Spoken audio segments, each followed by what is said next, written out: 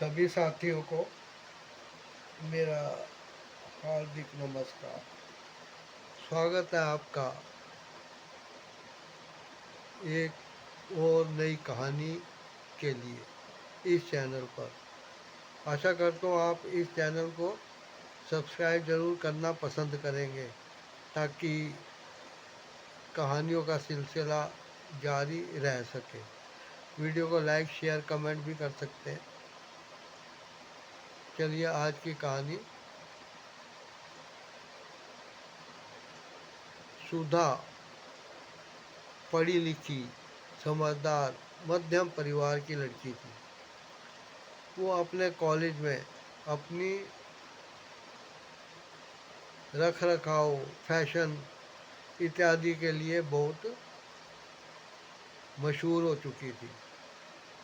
उसका कॉलेज जो था को एजुकेशन था, लड़के भी और लड़कियां भी। अब कॉलेज की पढ़ाई में लोग जब लड़के लड़के इकट्ठे पढ़ते हैं तो उनकी एक दूसरी ही पढ़ाई शुरू हो जाती है। लेकिन सुधा थी, जितनी भी चंचल थी, जितने भी खुली दिल की थी, बातूनी थी, हंसती बोलती रहती थी, सबसे मिक्स होती थी। लेकिन वो किसी के बरगलाने में नहीं आती थी। जब उसने अपना एग्ज़ाम पास किया, एम.कॉम उसने सेकंड डिवीज़न में की थी, तब उसके पिता ने इधर उधर लोगों से रिश्ते की बात शुरू की कि वो लड़की के लिए एक लड़का ढूंढ रहे हैं।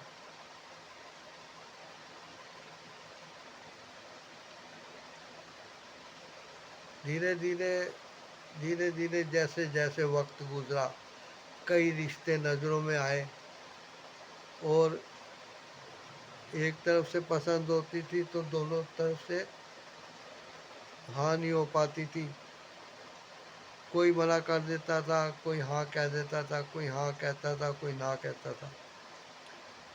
करते करते करते एक सूटेबल रिश्ता सुधा के लिए उसके माता पिता को पसंद आ गया। उन्होंने सुधा को उस लड़के के साथ बाजार भेज दिया कि जाके 2-4 घंटे साथ घूम लो और एक दूसरे से जो जानना चाहो जान लेना। यदि माँ बाप को रिश्ता पसंद है और लड़की या लड़के को पसंद नहीं है तो कोई फ़ायदा नहीं। हाँ, अगर लड़का लड़की राज़ी है तो माँ बाप एक बार राज़ी हो भी सकते हैं यदि वो राज़ी ना हो। करते करते करते उनका मिलना जुलना नहीं हुआ। एक बार बस उसके साथ घूम के आए थे। तो एक बार उसको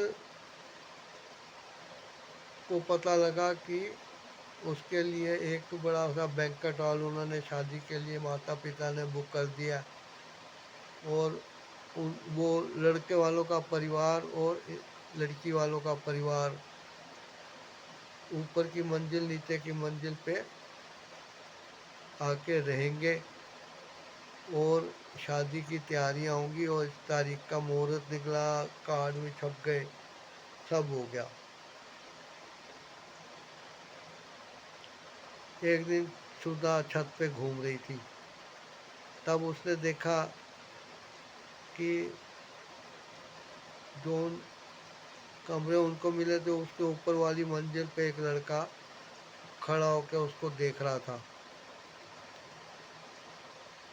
सुधा उसको देखकर बड़ी बेचैन हुई कि यही उसका जीवन साथी है और जिस तरीके से वो उसे अब देख रहा है ज़िंदगी भर ऐसे ही चाहेगा, देखेगा और उसका ध्यान रखेगा।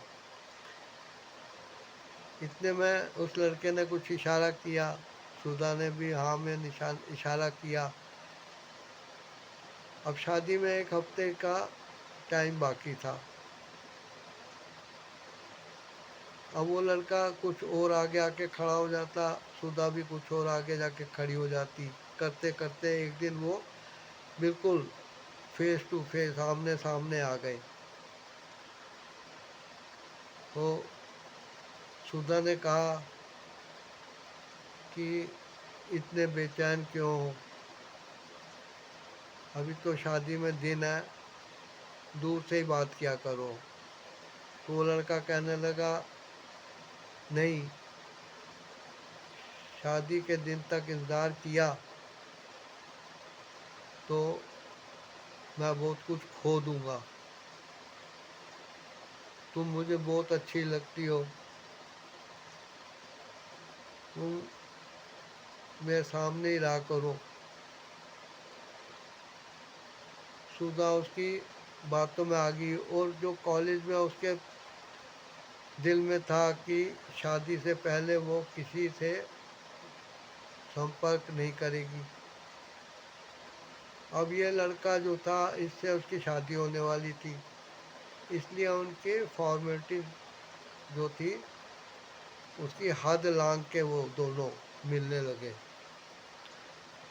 और छुप कर वो एक दूसरे में खोए रहते थे। और वासना जो होती है वो खामोशी से एक परछाई की तरह साथ रहती है। परछाई जो सिर्फ काली होती है, उसकी रंग बनावट नहीं दिखाई देती, शरीर से उसको अलग भी नहीं किया जा सकता, यही ऐसी भावना होती है। उस भावना में उन्होंने जो 3-4 दिन थे वो बिताए। शादी का दिन आया, मंडप सजा, वरमाला हुई, फेरे हुए, कस्में खाई गई, जन्मों जन्मों के साथ निभाने की, एक दूसरे को इज्जत देने की, मान सम्मान देने की, परिवार वालों को अपने परिवार जैसा समझने की, ना जाने कौन कौन सी कस्में खाई गई। शादी हो गई, वो डोली में बैठ के अपने घर गई, और जब स्वागत के लिए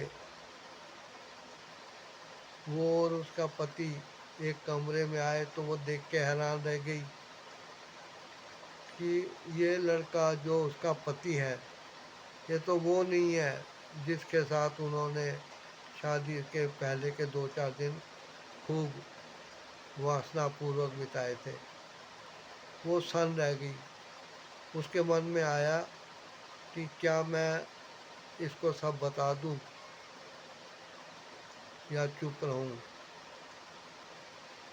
अगर वो चुप रहती है तो ज़िंदगी भर इस बात का बोझ उस पे बना रहेगा, और वो खुद को कभी माफ़ नहीं कर पाएगी। लेकिन यदि वो उस दोस्त को बता देती है तो वो उसकी जूठन स्वीकार करेगा। इसी ओहा-पोह में उसने आंखें मूंद ली, और उसके पति ने समझा कि ये दिल से दिल का मिलन है। तो ऐसी सावधानी पूर्वक पूरी ज़िंदगी बिताने वाली